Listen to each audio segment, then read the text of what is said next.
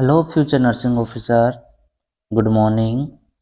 आज हम आपके लिए BSc nursing third year BSc nursing third year के अंदर एमएसएन सब्जेक्ट आती है, वो भी एमएसएन सेकंड। उसके अंदर एक टॉपिक है, वो है आपका ऑन्कोलॉजी।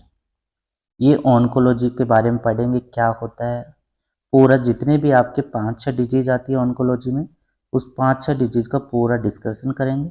साथ में आपको इसके नोट्स भी मिल जाएंगे, तो हमारे यूट्यूब के चैनल में जाके जो डिस्क्रिप्शन लिंक है उसके अंदर ये प्रेजेंट होंगे, वहाँ से आप डाउनलोड कर सकते हो। तो इस क्लास को आगे बढ़ाने से पहले हमारा यूट्यूब चैनल एम के नर्सिंग क्लासेज के अंदर आप जाइए और आप वहाँ पर हमारे चैनल को लाइक, शेयर एंड सब्सक्राइब कर दीजिए। और जो आपके साथ जो नर्सिंग कर रहे हैं, वो नर्सिंग करने वाले जो स्टूडेंट है, जो आपके विद्यार्थी है, जो साथ वाले जो भी फ्रेंड है, उन फ्रेंड के पास भी भेज दीजिए ताकि उनको भी समझ में आ जाए और उनको भी नोट्स प्रोवाइडेड हो सके। तो इसी के साथ हम स्टार्ट करते हैं आज ऑन्कोलॉजी। तो देखते हैं ऑन्कोलॉजी के अंदर क्या क्या होता है।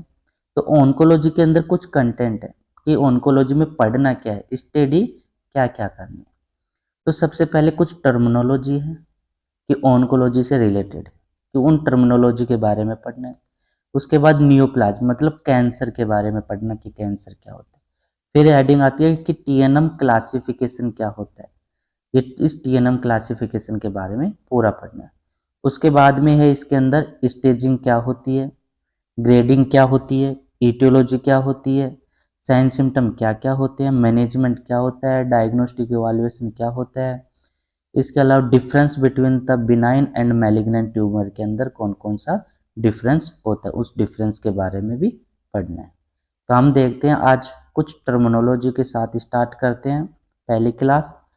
अगर आप हमारे यूट्यूब चैनल पर नए हो तो हमारे चैनल को आप लाइक, शेयर एंड सब्सक्राइब जरूर कीजिए। ठीक है, इसी के साथ हम आगे बढ़ते हैं और देखते हैं कि ऑन्कोलॉजी की टर्मिनोलॉजी के बारे में।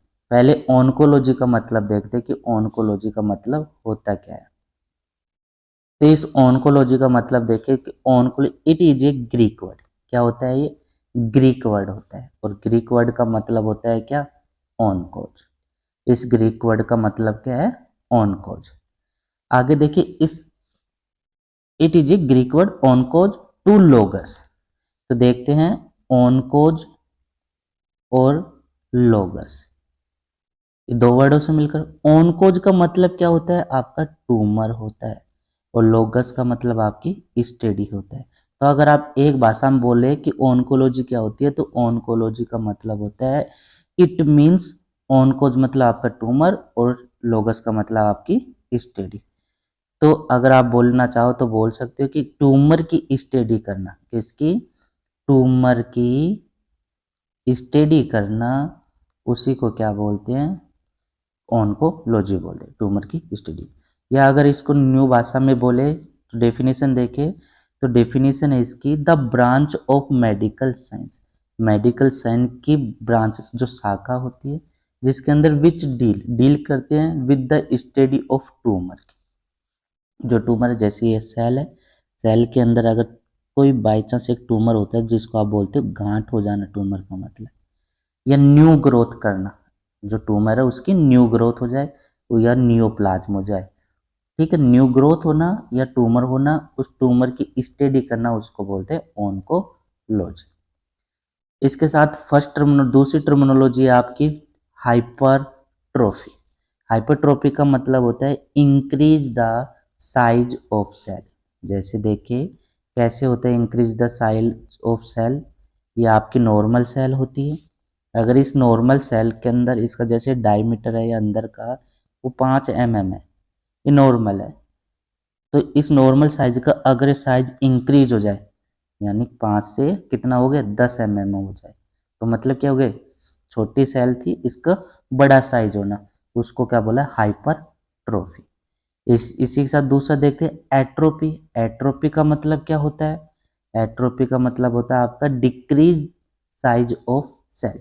जैसे ये नॉर्मल सेल है, 5 mm की अभी मैंने एग्जांपल लिया, ठीक है, तो इसकी साइज क्या हो जाएगी? और छोटी हो जाएगी। कितनी हो जाएगी? 2 mm हो जाए, 1 mm हो जाए, ये साइज क्या होगी, डिक्रीज हो गई, इसको बोला क्या, एट्रोफी हो गई।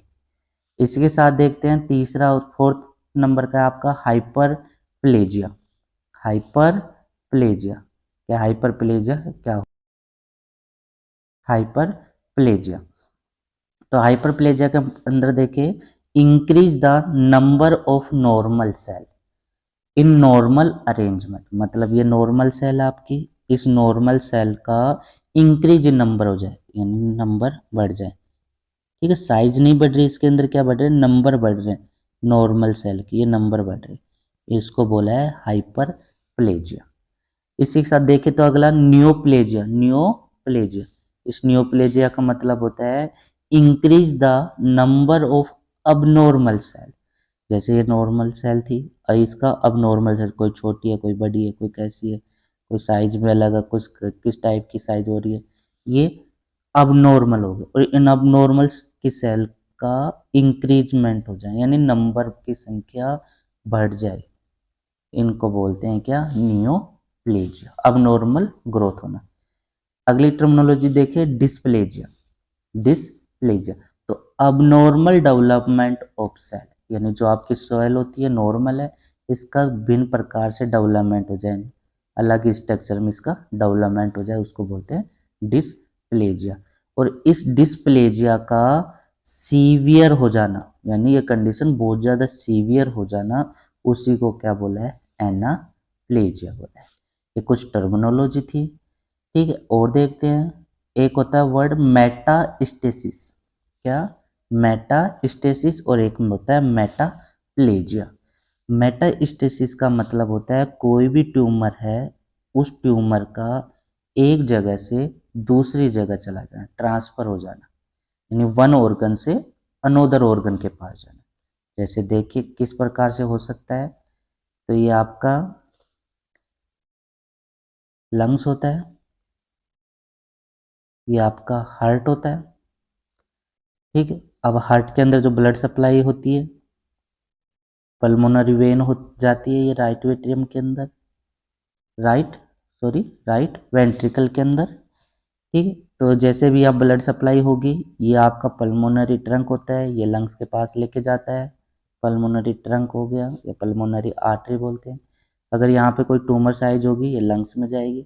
ठीक है, लंग्स से फिर वापस, यानी आपके हार्ट में होता नहीं है, ये आपके अरोटा के द्वारा सिस्टमेटिक सर्कुलेशन होता है, आपके जीआईटी ऑर्गन के अंदर चला गया। ठीक है, या आपके ब्रेन के अंदर चला गया। तो एक ऑर्गन से दूसरे ऑर्गन के अंदर क्या होना, ट्रांसफर होना, उसको बोलते हैं मेटास्टेसिस। इसके अलावा देखो मेटाप्लेजिया। मेटाप्लेजिया का मतलब होता है कोई भी जो सेल है, टिश्यू है, उसका परमानेंट चेंजेज हो जाना, permanent changes of one type of tissue into another type of tissue के अंदर। जैसे खूब सारी टिश्यू देखा होगा आपकी, जो एक प्रकार के जो यूरिनरी ब्लेडर होता है, यूरिनरी ब्लेडर होता है, यूरिनरी ब्लेडर के अंदर एक टिश्यू पाई, सेल पाई, यूरिनरी ब्लेडर के अंदर टिश्यू होती है, जिसको बोलते हैं कुबोइडियल टिश्यू। ये जिस प्रकार से होता है, ये चेंज होती रहती है किसके अंदर, जैसे जैसे इसका साइज बढ़ता जाता है, ये किस में, ट्रांजिशनल एपिथेलियम टिश्यू के अंदर चेंज हो जाती है, फिर वापस ये किस में आ जाती है, कोलुमनार एपिथेलियम सेल के अंदर आ जाती है। इस प्रकार से चेंजेज होता रहता है कि वन टाइप ऑफ टिश्यू का अनोदर टाइप ऑफ टिश्यू के अंदर चेंज हो जाना, उसको बोलते हैं मेटाप्लेजिया। इसके साथ देखते हैं इसके अंदर कि ट्यूमर क्या होती है। ट्यूमर अभी देखा था, ट्यूमर कि अबनॉर्मल ग्रोथ होना किस ऑफ टिश्यू के अंदर, जो आपका ये टिश्यू है, मान लो इस टिश्यू के अंदर क्या हो जाना, अबनॉर्मल टाइप का ट्यूमर हो जाना, यानी इसके अंदर क्या हो गया, ये ट्यूमर हो गया। इस ट्यूमर को बोला है abnormal growth of tissue. Tumour is also known as a neoplasia, और ट्यूमर को ही किस नाम से जानते हैं, नियोप्लेजिया के नाम से जानते हैं। उसके बाद देखते हैं ट्यूमर का क्लासिफिकेशन। तो क्लासिफिकेशन ट्यूमर का इसकी मॉर्फोलॉजी के आधार पर या उसकी हिस्टोलॉजी के आधार पर दो भागों में डिवाइडेड किया गया है। फर्स्ट है बिनाइन और सेकंड आपका मैलिग्नेंट। तो पहले इसका डिफरेंस देख लेते हैं कि मैलिग्नेंट के अंदर और बिनाइन के अंदर क्या डिफरेंस होता है अकॉर्डिंग टू फीचर्स। जो आपका बिनाइन होता है, वो कैप्सुलेटेड होता है और जो मैलिग्नेंट होता है वो अनकैप्सुलेटेड होता है। जैसे जो बिनाइन हो, ये आपका सेल है, ये आपका टिश्यू मान लो इसको, ये आपका टिश्यू हो गया। इस टिश्यू के अंदर ये मैं एक छोटा सा टुकड़ा बाहर निकाल के इसमें बता रहा हूँ किस प्रकार से ये ट्यूमर हुआ। इस ट्यूमर के चारों तरफ क्या प्रेजेंट होता है, कैप्सूल प्रेजेंट होता है, ठीक है, इसलिए इसको बोला है कैप्सुलेटेड। लेकिन जो मैलिग्नेंट होता है, तो मैलिग्नेंट क्या करता है, अगर इस टिश्यू के अंदर हुआ होगा, ठीक है, तो इसके चारों में ये कैप्सूल एब्सेंट होता है, कैप्सूल नहीं होता है इसके अंदर, ये कैप्सूल नहीं होगा तो ये क्या करेगा, ये एक जगह से दूसरी सेल के अंदर भी जा सकता है, ट्रांसफर कर सकता है, आसपास की टिश्यू को भी अफेक्टेड कर सकता है, उसको बोला मैलिग्नेंट। तो अगर फर्स्ट डिफरेंस देखें तो फर्स्ट डिफरेंट होता है इसके अंदर कैप्सूल, कि बिनाइन होता है उसके अंदर तो कैप्सूल प्रेजेंट होता है, लेकिन जो मैलिग्नेंट होता है उसके अंदर कैप्सूल एब्सेंट होता है, इसको या अनकैप्सुलेटेड बोल सकते हैं। जो बिनाइन होता है कैप्सुलेटेड है तो इसकी जो ग्रोथ होती है वो स्लो होती है, धीरे धीरे इसकी ग्रोथ होगी। तो अगर पूछे कि रेट ऑफ ग्रोथ बिनाइन और मैलिग्नेंट के अंदर से, तो बिनाइन की जो रेट होती है वो स्लो होती है, लेकिन जो मैलिग्नेंट होता है इसके अंदर कैप्सूल नहीं होता, अगर कैप्सूल नहीं होगा तो इसकी ग्रोथ भी क्या करेगी, जल्दी जल्दी करेगी, तो इसकी रैपिड ग्रोथ होती है। आगे देखिए आपका थर्ड नंबर का क्या डिफरेंस है, तो थर्ड नंबर के अंदर डिफरेंस आपका इनविजन के अंदर, इनविजन का मतलब होता है दसना, ठीक है। तो जो बिनाइन होती है वो कैप्सुलेटेड है, इस कैप्सुलेटेड की वजह से ये यानी एक सेल से दूसरी सेल के अंदर नहीं जाती, ठीक है, तो वो एब्सेंट होता है इनविजन।